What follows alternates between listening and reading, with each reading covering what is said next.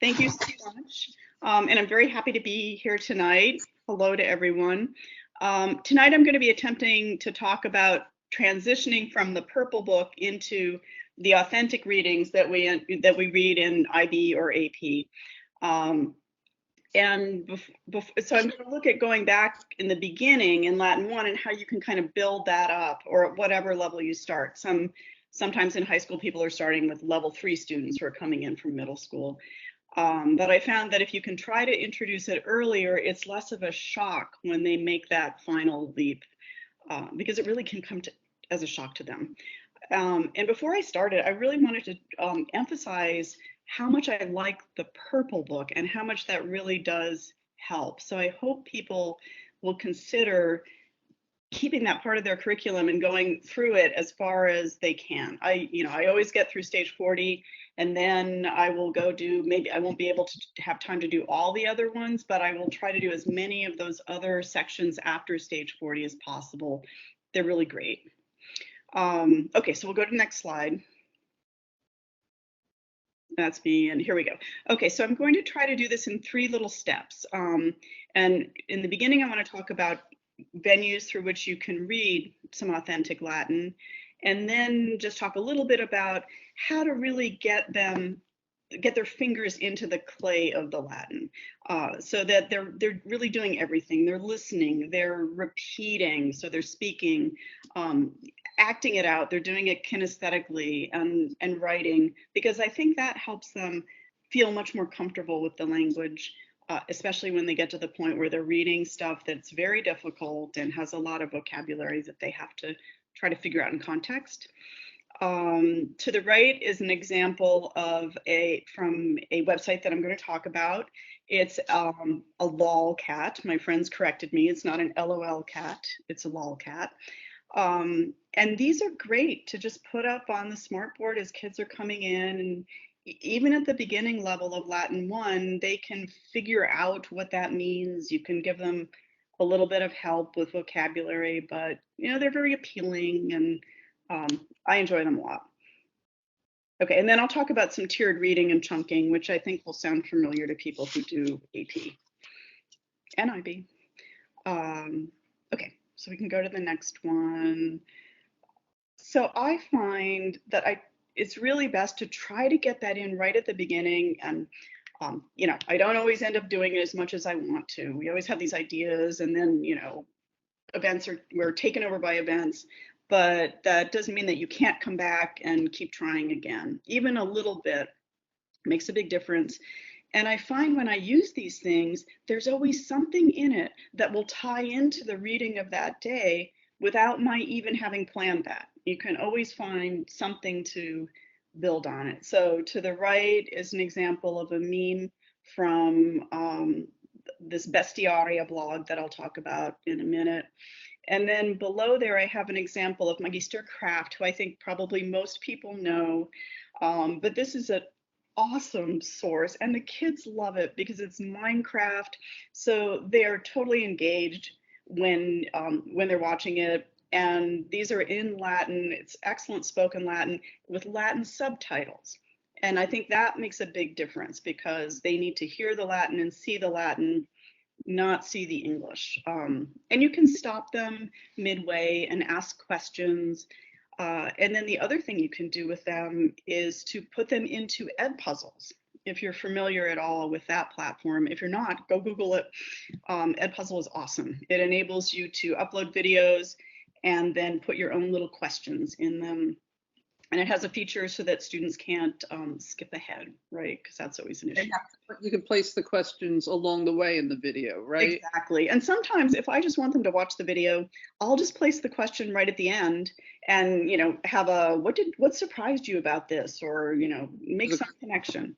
But they have to watch the whole thing to get to that last question. So, and it's super easy to use. Even for people who think they're not technologically inclined, you really can figure it out very easily. So I thought we'd take a look at a few of these things. The first one is the Bestiaria blog. This is from Laura Gibbs out of the University of Oklahoma, and she is just amazing. She provides all of these materials You can set it up. I have it set up so that it comes to my email every day. Or I guess there's a weekly recap. And you can see that there are blogs there. She has all of these Aesop fables in Latin, which are wonderful to use also as readings in class, just as a warm up. And some of them are very simple, and others are better for like level 2 or 3. So, but even the more complicated ones, the lower levels can read, and it gets them used to reading something and accepting the fact that maybe they understand 70% of it, and that's okay. Because that's kind of what you have to do when you start reading Virgil and Cicero and Caesar and those writers. That I think that's an excellent thing to give them the habit because they're so used to it, a textbook, any textbook, to yeah, be kind of led so carefully that, it could be very intimidating. I remember when we would start something and I gave them some plenty that wasn't in Cambridge and they're like, well, where do I start? Even for all they knew, they freaked out for a few minutes. And then I had to show them, take a chill pill, we can do this. So doing that along the way, I think is fabulous. I really enjoy it. And the stories are so fun and they're great illustrations. So the other thing, and you probably, if you go back, well, it's okay, we don't have to go back, but there's a thing where she says there are free PDFs. She makes them all free and available. So you can click on that and go get PDFs of these books that she's done, like the Aesop Fables in Latin. And this other one that I love, Latin via Proverbs, 4,000 Proverbs. And it's arranged, as you can see here, by grammatical category. So you can go through and you can tailor it to what you're reading in Cambridge. Like there's a section where all of them are in the passive form, and then there's a section where they're all gerundives, or all present subjunctives. So they're great for using in conjunction with Cambridge. And also if you're studying for the NLE, if you have to, because with Cambridge often we have to jump a little bit out of what we're reading. If we want to review for the NLE, we have to sort of introduce the passive form a little bit separately for that level. So they're very fun for that. So she even adds, I just didn't realize when you were talking about it, that she adds ones that are a combination. I saw something that was a certain, these ones, conjugation and declension. I mean, that's pretty cool. Mm-hmm.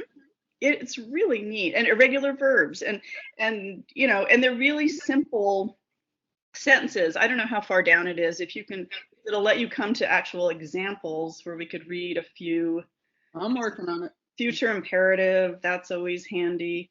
I just don't want to give anybody a headache.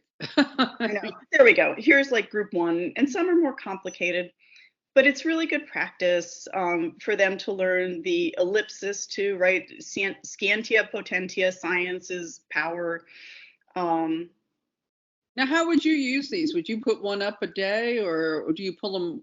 How do you personally use these? Sometimes I'll just put up like a whole bunch of them at once and just do it as a warm up. Just go through it, even as a choral reading at the beginning of class or as a break, in between readings. I remember when I was a new teacher, I wasn't a Latin teacher by background. I was always frustrated when I saw these kind of phrases because I didn't really understand how to read them until I'd actually gone to a summer program, and I think the kids feel the same way because they're used to seeing a sentence that goes in a certain order and then all of a sudden there's words with no verb, Right. And that's cool because then they can learn, to add the verb. It's always the verb to be, right? And there are a lot of words in there that they wouldn't know, and so they can figure them out. Yeah, that's very cool. And they'll show up in Caesar and Virgil too. So they're great. I love this. And they're especially good because they're so short. They're not, the kids don't feel intimidated when they see only 3 or 4 words like this. Such a good point. Yeah.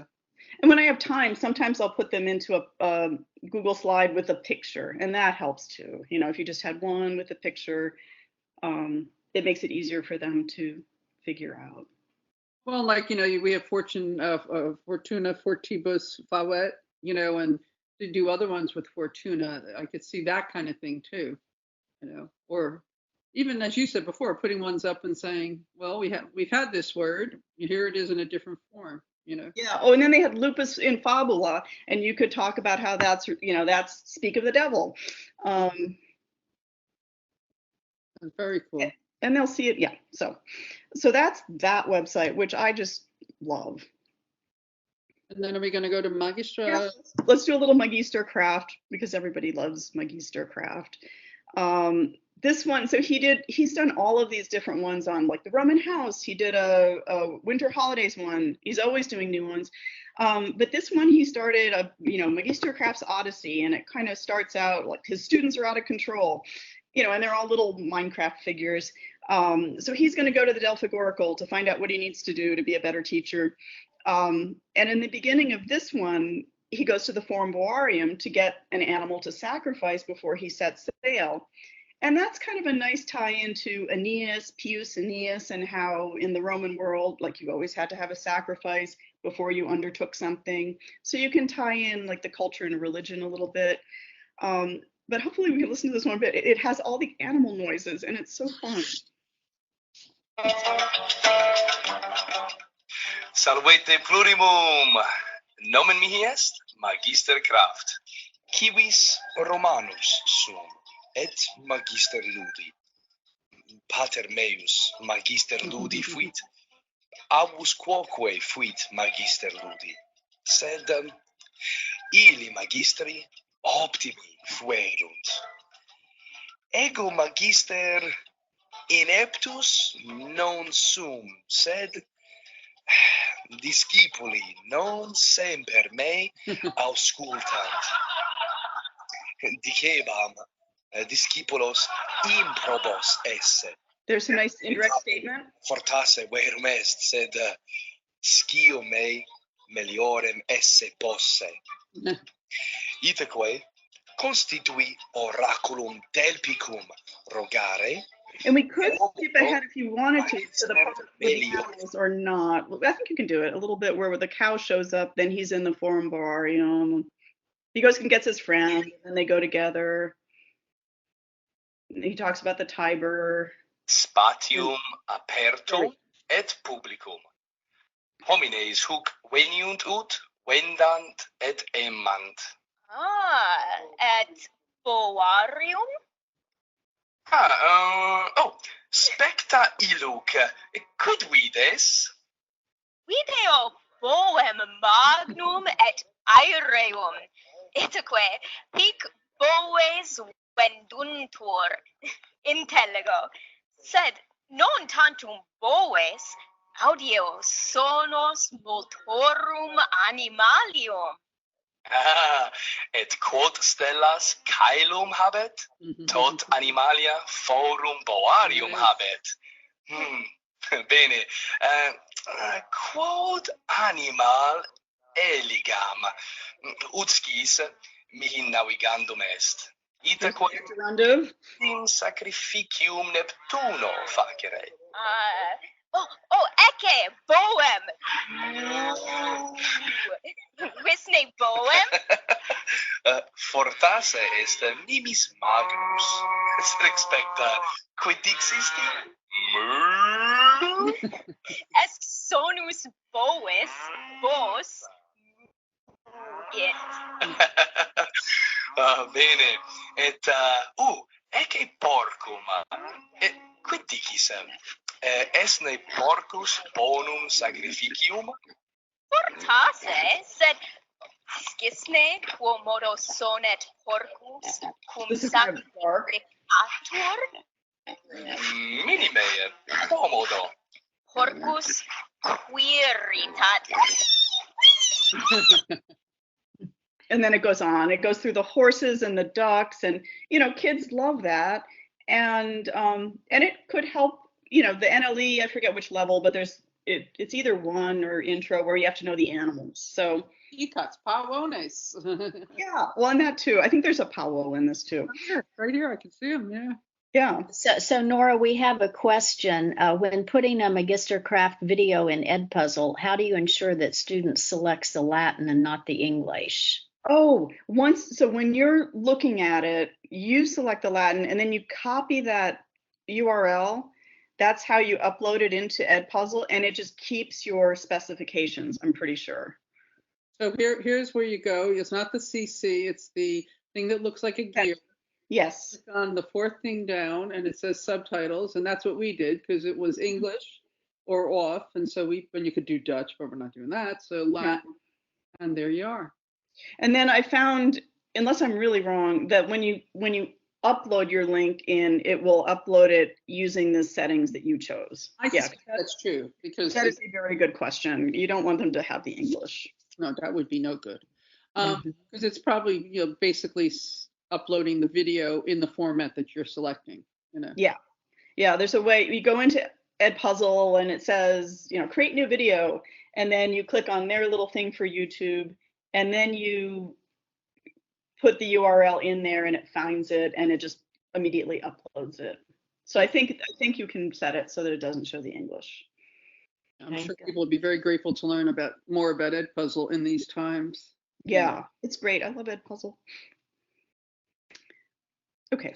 We skipped ahead to Magistercraft. You would like to go to Wikipedia? Okay, let's go back to Wikipedia. I always say it wrong. Right.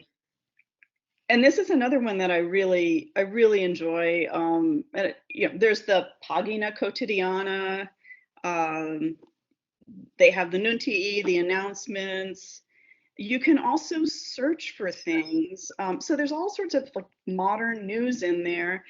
And then if you scroll up a tad to the search bar, one of the things that I like to do, and you really can search for anything, like you can search for rock groups and authors, like Jane Austen, and there will be a little article more times than not. But if you could look for Civitates Foederatae, we could have done Jane Austen, but we could do that later. There we go. Americae will work.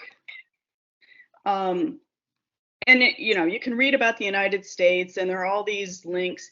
But I always like to go down. If you scroll down, it's going to take a little bit. They list all the cities, all the states and their capital cities, and then I use that to teach the locative, and the kids really enjoy it. So there's the Civil War, all that stuff, and then right below, and it's a lot of fun. And then you can talk about okay. I'd like to point out that my state is the one that has Caesar's name in it. Exactly. And that's one that, there are a lot of them that are very obvious, like Missouri, but there are other ones that they have to sort of figure out, where was it? Well, like Nova Caesarea, that often they're like, what? Well, that supposedly it was because on the island of Jersey, which was named Caesarea, it was a way that the people who were Celtic or whatever said the CA sound. They didn't have a K in their sound. They had more of a J. Yeah. So it became Caesarea. And then, it just sort of, how things lose their last syllables. Because I remember going to a talk and saying, well, how did that happen? And that's how Jersey came to be. It was a mispronunciation of Caesarea. That's interesting. Wow. At least that's what I was taught. So it's just so weird because it's so far, it seems so far apart until you understand, if someone doesn't say a syllable the same way you say it, Right. Last name. A lot of people say the S in my last name as a soft S, like Blasi, and it's Blasi. So if you already make one mistake with the pronunciation, you can see how it goes down a path, Yeah, and kids actually really like that. There's always someone who's very into the etymology, and most of them really are. And then for this one, so we sort of got into Canomonica, because when I looked at that, I was like, what state is that? And it turns out it's Maine. And one of my students knew. He's like, oh yeah, because it's Mon in French, and he had taken some French. And then we found out that it was the Canomonic. Wait a minute, yeah, the Canomani, I think, the Celtic tribe, and then through the Old French that became Mon, and then I think the Jesuits came over to the St. Lawrence River, and that's maybe how Maine was named that. And it's fun. And then you can ask questions like, quis unquam iter ad Canomonicam fecit, and get people to, because there's always someone who's been to Maine. The agreement thing, why is it, they're all new in English, why are they different in Latin? Nova Caesarea, Nova Hytonia, Novum Eboracum, it switches. We know why, but it's a good thing to get them talking about. Yeah. This is very cool. I would never get out of here if I was still I know it's really hard. And what I do is I do whiteboards and I just point to a city and then have them like put that in the locative or put that in the, accusative of place to which, and it's a lot of fun. And you can search for so many other things. You can do your mythology this way, and you can search for Hercules and then just read about that story in Latin. Look at all this. I mean, I didn't realize it kept going in Latin. Wow. There's a lot, and you can write your own stories and submit them. And I've always wanted to do that with students, but I never have. But before we left school, we actually searched for the coronavirus, and there was a little bit on that in there too. So that was interesting. Let's see if it's still there. Wow. The virus didn't. Oh, no, that's not it. Corona. I think it might be, or maybe it's the. Let's see what that will give us. That says Corolla. That's something else. You can make a page. That's what you could do in your spare time. Yeah, I know, which I keep meaning to. But I think there's one. Oh, I think it should be spelled it wrong. Yeah. Nova Corona? Well, I think it just has to be CORO. Yeah. Not CA. COR. Yeah, I knew that. My brain just didn't write it. No, it's probably just Corona, as you said. Well, we found it before we left school. I don't know why it's not showing up here. Because I don't know how to type the right answer in. That's why. You need some one word, right? Let's try that, and then we'll move on. There we go. And I love that, right? Latinitatis huius re maxima dubia est, but But there was a little bit. I think there was something where you could read about viruses, and it would talk about that, and right here. So some things are better than others in here, and it helps to look beforehand, but you can also just do it live with your class, which is kind of a nice thing to do if it's snowing outside, or Yeah. Well, it just shows them that there's so much Latin that they can actually see, that recognize in their own lives, and it's not just what they get in a textbook or what they learned, in some specific story. It's kind of cool that it's got all this in here. Like when I was clicking on this and they see words like lipidus and, cellulas, those are words that, these are words we still use, Mm-hmm. And usually they're taking biology too. And then over to the left, if you look under the, whatever, in that column, there's the pagina fortuita. And that can be kind of fun. It's just a random page every time you click. It's like, it's like the, on Google, are you feeling lucky? Yeah. Mm-hmm. So I'm just curious. What is it? Nexus interna. All right. So this is some church. All right. Anyway, so we've covered that. Oh, so this one, the last one is this. Oh, where did he go? This blog. Oh, there. This is the one I wanted. But he's got a bunch of other ones. And I think I actually know who this is. I think it's someone who often goes to the Dickenson Calm. So I'm going to have to ask him next time if that's him. But I found this blog a month ago, and he's written about his comeatu in Canomonica. So there it is again. And it's nice because you can talk about, anno scholastico per octo. And they can figure out what the anno scholastico is, and you just explain per octo, right? It's been acted through, it's finished. Oh, the end of the school year, and then what comes after that? And then they can figure out, feri is aestivalibus. Lots of nice ablative absolutes. I was just gonna say for stage 31, yeah. It's fun. And then there's a little thing where he goes on, I think he talks about his, a little bit down, his amicia, but that really should be his amasia. It's a little typo. And, the amasia, what word does that make you think of? Oh, amo. So who could he be talking about? Oh, his girlfriend. And it talks about how they're there because she's taking classes. And then he talks about how it's a maxima idonea comeatibus. It's, very suitable, pleasant for journeys and vacations. And then idoneos is this word that Caesar uses all the time. So we read through this thing, and then later with my IB students that day, we were reading a part in Caesar where he was, picking yet another idoneus locus, and it's kind of fun, like to tie it back, like, oh, remember with that blog? I see that you have Paracto here and Paractis here. I mean, I Yeah. love the way it kind of even pushes the kids to notice and use the same thing differently, And then he talks about how he goes swimming in the water, and but it was too cold. So I really, and you can see along the side, there are a lot of other things. There's something about the triathlon. There was something about a trip.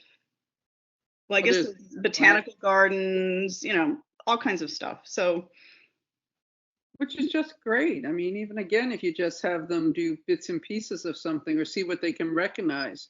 It's one of the things we talk about with same thing as you're saying, in prepping kids to become comfortable, throwing things up like this, even in Latin 1 and 2, and saying, what do we recognize? And how much of this they could recognize pretty early on, Yeah, it's kind of like novus. Maybe they can figure that out. And sunt, there you go. There's nice sunt for, level There's enough words here, or paine omnes homines, I mean, there's a lot of words they could get, and if they take French or something else. So, and if they also see, I believe, if they also see that you work with them on this, it's not pass fail. Oh, you can't read that? You're dumb. No, you're saying, well, come on, guys, you tell me what you see, and I'll help you with what you don't know. And oh, this, just the way you so nicely say it. Oh, this is one of those things where, and they get used to seeing how to take a passage and comprehend it from you, Yeah. I know. And then like half the time I can't figure out some of these things. Like in the previous one, the trip to Maine, there was a word horno, which I didn't know. And I still forget what it means. I looked it up later, but I try to resist the urge to look it up at first, and I tell them, you don't need to know every word in the sentence to enjoy the story. Like, we don't know what that is. Let's see if we can figure it out later. Right. Right. I say to my kids, can't we just put thing in for now, or whatever? If it was a verb, we'd say doing. Because somebody's doing something, or Caecilius is doing something to the cook, and it's the cook, and he's not one to like the cook, so he's probably yelling at him. And then we'd figure out if that made sense. Oh, look, it probably does. So there's a good chance it means that. Yeah, because often I find they're really afraid to take a guess. If you make a mistake, that's not the way they're trained a lot of times. And I think it's a gift we can give them in Latin, especially with comprehension, that it's the overall picture that you're getting, not the perfection of knowing that that's a dative plural used in a double dative. Mm-hmm. Yeah, exactly. And it's fun too to see the kids who get into this are often the ones who are very different from the ones who are really into the translating. Absolutely. So it gives everybody a chance to try. There are lots of pictures. Way before Cambridge days, when I used Jenny, I used to tell my kids as we got to more and more reading, but of course I was translating in those days, I wasn't really reading. I'd say to the people who were good at the grammar part of it, you better find your literary opposite, because you're going to be fussing with how does this work? And they'll figure out that Aeneas just did something, right? And that was how we'd get through a lot of stuff. And it was really good for me to understand that not everybody had the same focus. Yeah. No, and it gets the whole class, it helps build the class culture, I feel, because people start relating to each other. I just clicked on it. You don't have to go on yet if you're not ready. I feel like that was it, but I hope people will go explore his blog because it looks pretty cool.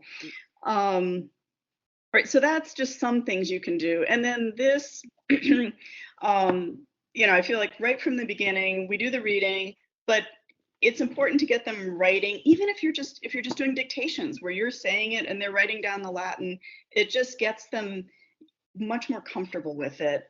And then for the speaking, I feel as though really what you want them to do is kind of repeat, or to do things that are very scaffolded so they feel comfortable, because asking people to just have a conversation in Latin can be really daunting. If you look at the ACTFL standards, the first one is pretty much what you just said. They can repeat something, they can point to a picture and label it. It's very simple. Yeah. And then they feel comfortable with that. So I love that 42 ways to read a story that Cambridge has. I didn't have a link to it, but I'm sure people can get it somewhere, right?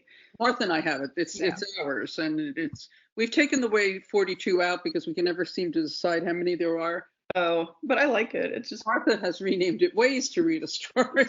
okay. Yeah, we've improved the format, we think. It's a little bit more user friendly. And Martha did a lot of work on it, and it really is a even better tool. So. Oh, good. I'll have to go look. Because I love it. You know, whenever I'm stuck or feeling kind of, you know, in a rut, I go back and look at that and find something new to do. And then the same thing with, hopefully most people know the Totally Latin, but honestly, that is one of the best. So if we could click on that. Absolutely. This is just my favorite. And he's so, when you read his blog, he just makes you feel better. You know, he's so encouraging and supportive.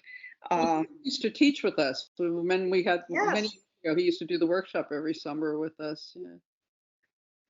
I remember that. And I love that he has like all kinds of ideas from this, you know, up here. Yeah. Yeah, and also, and the thing is, like, I think a lot of people when they hear CI, they think, oh my gosh, that's a whole throw out the textbook kind of thing, which it can be, but it doesn't have to be. Like, you can do it in whatever stage works for you, and really it ties into, you know, what Cambridge is about.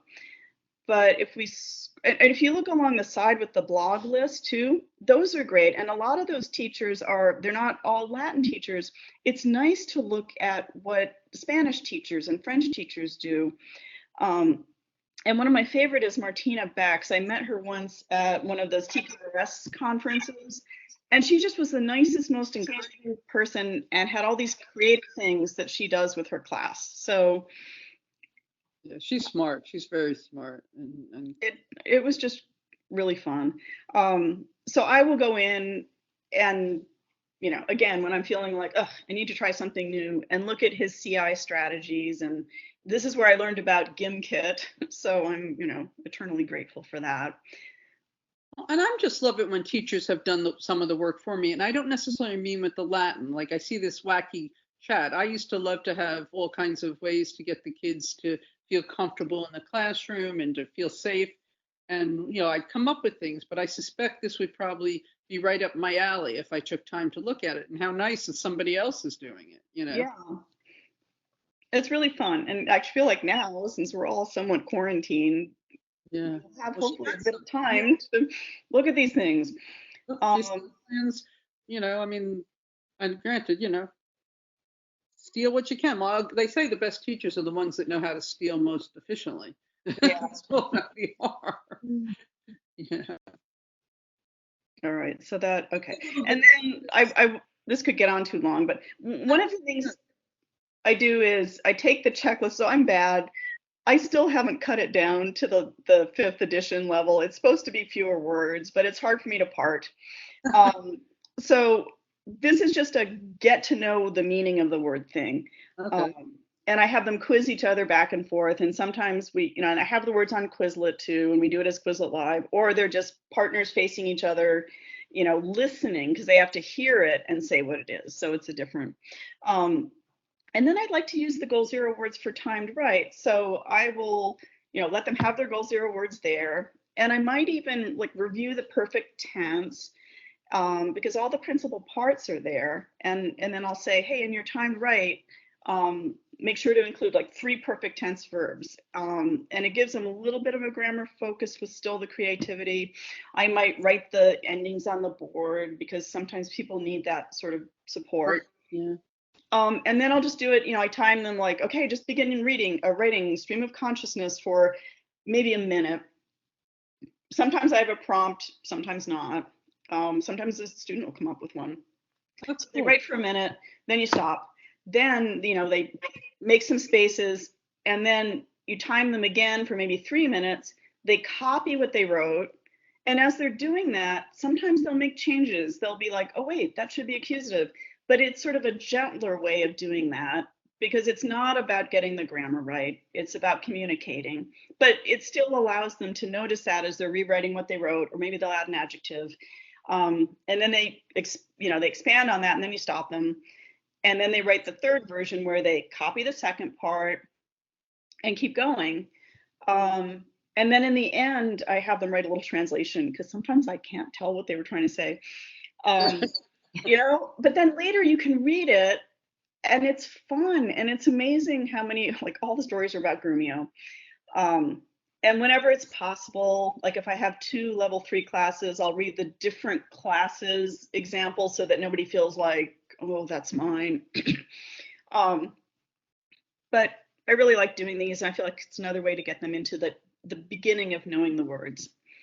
So Grumio's the favorite, huh? He always is. My case too. And then, a lot of active Latin things like dictations and like the Moete that Martha taught me at that workshop, where there's opposite each other and reading the Latin of the other paper and then translating, and then they sort of rotate like a bicycle chain. And the kids love that. Anything that gets them up and moving. Choral readings at the end, you just do it all as a class after you've built it up enough. This is something that I wanted to try because a lot of my colleagues are doing Flipgrid, but a lot of my students don't, like, oh, I don't want my picture, I don't want to video myself. So I wanted to try doing it where they made little paper bag Cambridge characters and they could just do that. And then I'll talk just really quickly on this because it's a lot, there's a lot of detail to it, but I went to a Rasias method teaching last October, and hopefully they'll do it again this October in North Carolina, and it was just amazing. So, it's another way that gets them kind of speaking and interacting, and it gives them a lot of input. And the way they did this workshop, really, I left feeling like, oh, I get how this works. And I immediately went back and was able to use it as a tool in my classroom. Very cool. It was a lot of fun. Basically, you backward build a sentence so that they can repeat the sentence. You're doing it as a class, and then you do this sort of snap and point thing, but there's a whole technique to it that you really have to learn. But then you can start, once they're comfortable with that one sentence, you can start substituting like a different tense of the verb, and then you can build it up to giving them the infinitive, and they have to make it ambulaba. So, but by then they're comfortable and nobody feels like they're on the spot. So I really liked the Rasias method a lot. Models, I love this. Yes. But the model sentences make great micrologs. That's what they do. Part of this Rasias is to have these little micrologs where you're basically, I don't know, it's almost like a tier 1 of a tiered reading. And then the students, and it involves pictures, and you get someone to come up to the front, and after going through it several different ways, they can actually repeat the story without the words. So it's pretty cool. All right. Nice. And now I'll move into, because I want to make sure I finish. So a lot of my students are, like they're used to writing out translations, but when you get to the green book and the purple book, those stories are just too long. But they like to do the translation. So I will usually do like no more than 10 lines. But I don't want them looking up every word in the back, because when they're translating, the minute they come to a word they don't know, they just look it up in the back.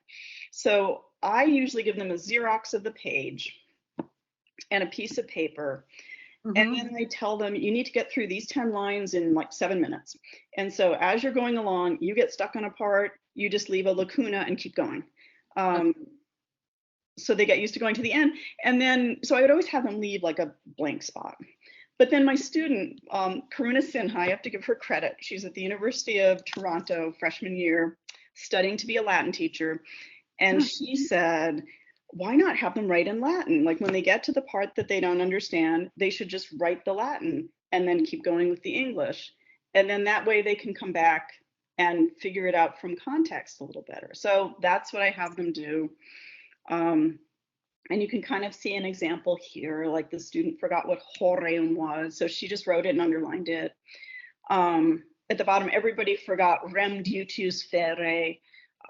That was in a previous story, but just once. So nice. It was interesting to see the thing that everybody forgot. What I like about this is you're not making it you're not fussing with it just being an English translation. You're actually by them putting the Latin in, they're kind of owning that they know what's missing and where it goes. They just don't know what it is. Yeah, and then they're always surprised. Like usually they can come back and figure it out.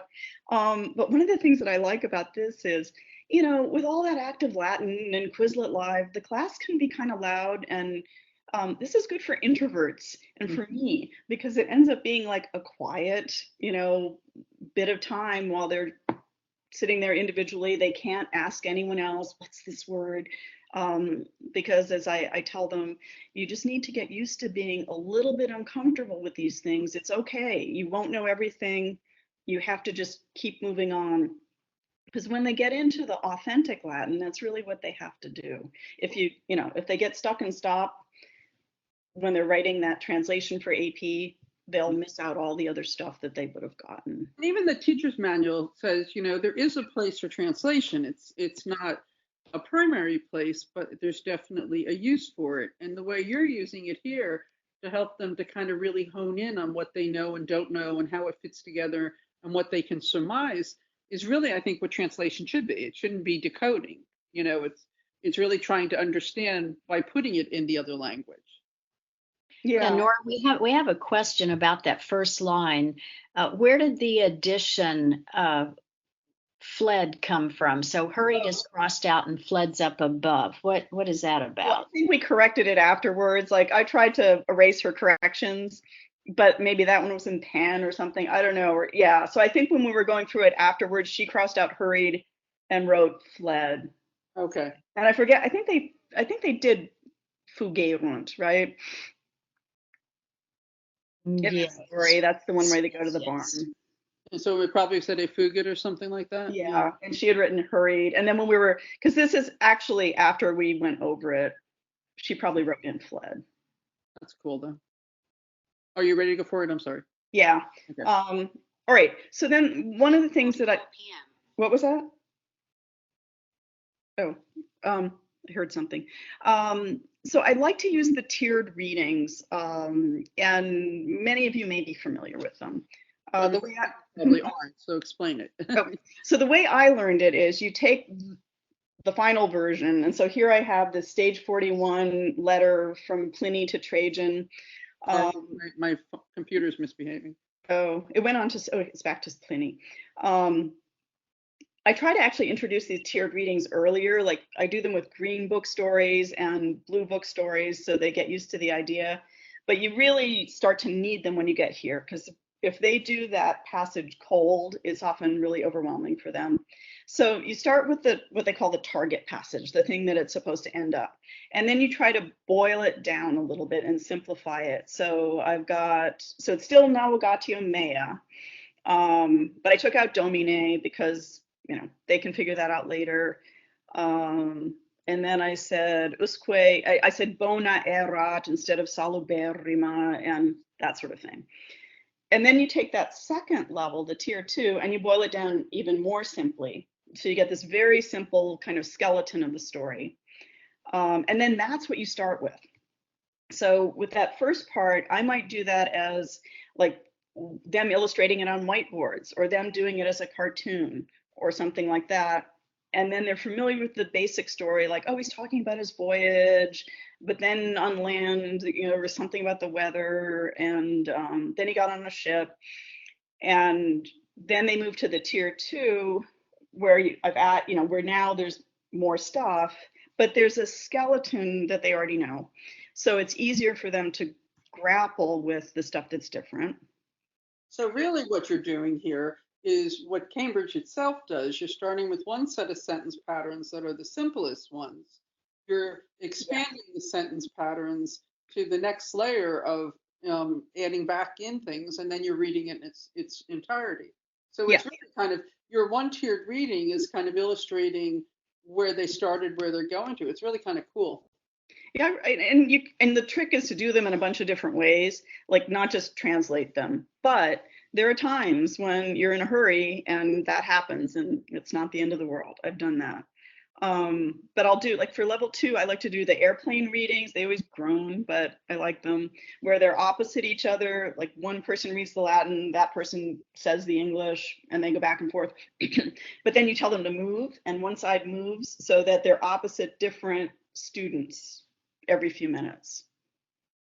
That sounds Does interesting. that make sense? And there's a wonderful explanation of it in the Totally Latin, and he even has like a diagram that shows how the desks work.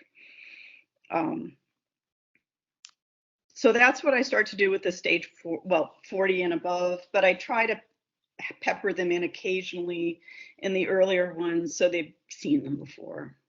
And then on the next page is an example of Caesar, I think. And oh, there he is. This is the part that we're reading for IB, the book 7 for the history genre. And did I do it in this one? Yeah, I did. What I'd like to do is have tier 1 be present tense and tier 2 be the past tense so that they see the shift in tense kind of naturally, which is also the way Cambridge does it. Do the kids like this? Do they appreciate or get the, like, is it easy for them to move from tier 1 to tier 2 then? I think it is. And I do it again in different ways. Like tier 1 is cartoons or something, or acting it out. And then tier 2 is something else. And then the target, and in the meantime, we're practicing the vocab. And then the target we usually do as like a choral reading. And then I also do it with chunks. I don't know, you always get the ones like, oh, I don't want to do the tiered readings. But when I've given them passages without having it done beforehand, they really struggle. And especially for IB and for AP, the idea is there's that set passages that are on the syllabus, and you need them to know those passages. So I feel like this helps internalize it a lot more in their brain because they've kind of read it 3 times. Got it. Okay. And then this was something Rachel was going to talk about. So the chunking, since that's how AP and IB will grade translations, you know, they look through your translation and did you get that perspecto situ means with the site having been observed. So what I like to do is I make up all these PowerPoints because I like it, and I put pictures in them and I put links to things. And this is what we use for the choral reading when we've done like all the prep with the vocab so that they're more familiar with it. And then I put the chunks in there so that when they're reviewing it, like sometimes I'll have them go through slides 10 to 20 and find the poetic devices in there and the techniques that the author uses to, you know, create the mood of the passage, you know, Caesar with all his historical presence and things like that. And I feel like having the chunks below still makes them have to put it together in the right way. So it's not I feel like it would be pointless to just have the English translation. Like this, I hope, makes them see how it fits together. Well, and I think so often because what we do in English class, depending on the school or the teachers, doesn't really give them that wonderful sense of how things are constructed. Just giving them this as practice has to be eye-opening for some of them, you know, and that there's a logic to how you put these lovely long sentences together. You know? And they really do fit together. And often I will, like, for example, I'll copy the chunks when I make them, but I won't give the translations, and I'll give that to them as an exercise before doing the final reading so that they see what goes together, but they have to look at per territis hostibus and say, you know, with the enemy having been terrified. And then they're kind of translating the chunks beforehand. And then I put them in Quizlet, and, you know, you can use them in all sorts of different ways. Well, one of the things I had one time, kids accused me of some sentence was just a run-on in their minds because it was just too long. Because every English teacher had told them, you know, make this 2 sentences type thing. So I started by putting a sentence on the board that said, David ran down the block. And then I said, add stuff. And we kept adding stuff. And we ended up with like a maybe 40-word sentence. And after a while, people got into it and realized you could put a who statement here, a relative clause statement, or another thing. And it was really eye-opening. So this was all in English, eye-opening to them that we had done nothing wrong. We'd made a great sentence, a little silly, but it helped them to understand how different parts of the language work together. And it's really fun for them. Oh, well, it became an annual thing, or every once in a while we do another one. Yeah. Well, because I get the same thing. Students are like, oh, these Romans are bad writers. And then I get really upset, like they are not. But actually, there's another thing, and people may know about this. I do this with my students at Stage 41. There's a contest from San Jose State called the Bulwer-Lytton Literary. Oh, yes. I do know that one. Yeah, the worst sentence, the first. Which is the same sort of thing. And I challenge them to write, a super long, terrible sentence. It was a dark and stormy night is what it's based on. Right. Yeah. It's fun. So, and once they see that, then they, I think, are a little bit less angry about how complicated these sentences are. But in Bulwer-Lytton's defense, he also wrote The Last Days of Pompeii. So he may have written the worst sentence in the world. But, Yeah. No. I'm just teasing. Because some of them get the humor and some don't. It's a total divide of who thinks it's funny and who thinks what's the point of this. Marshall too, right? Yeah. But I always enjoy it because there's always that student that you wouldn't expect comes up with the best sentence. And the funniest. That's what I noticed with this longest sentence idea. Someone all of a sudden would get this glimmer in their eye and say, well, we could say, and some kid would groan and say, no, that's good. Let's stick those words in, And I would do it on the PowerPoint slide so I could keep adding more words, It's really fun and it's creative and it gets them, I don't know, it gets all of the kids involved and kids who maybe don't normally speak up. This is their thing. So I really do like doing that sort of thing. Well, you teach them to play with language instead of like struggle with language. Yeah. All right, we're getting close, but I think I hope this will show up. This is more just kind of an example of how I do the chunks. So I'll try to explain it.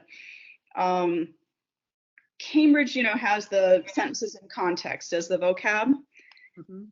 And usually they have the one underlined word.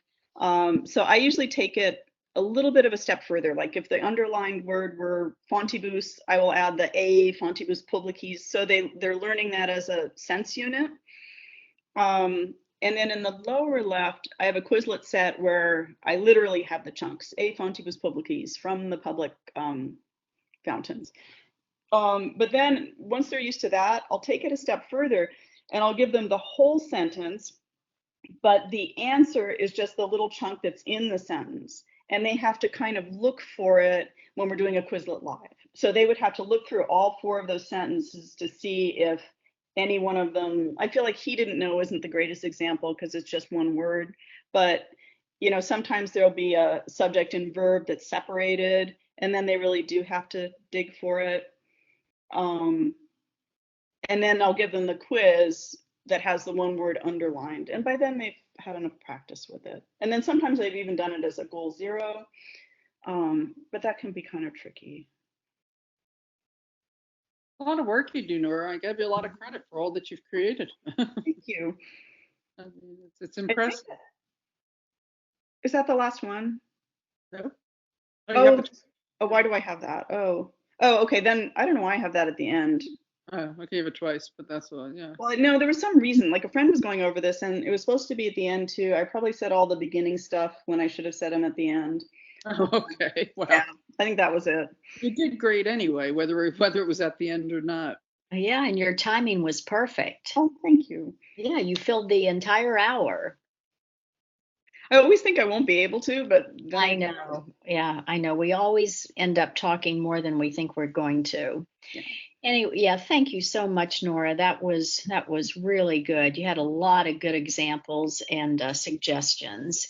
And if any of you would like to contact Nora separately, here is her email address. And of course, Jenny and I are always available at CLC Training. When you email CLC Training, that email goes to both of us. So we hope that you will contact us with any questions that you might have.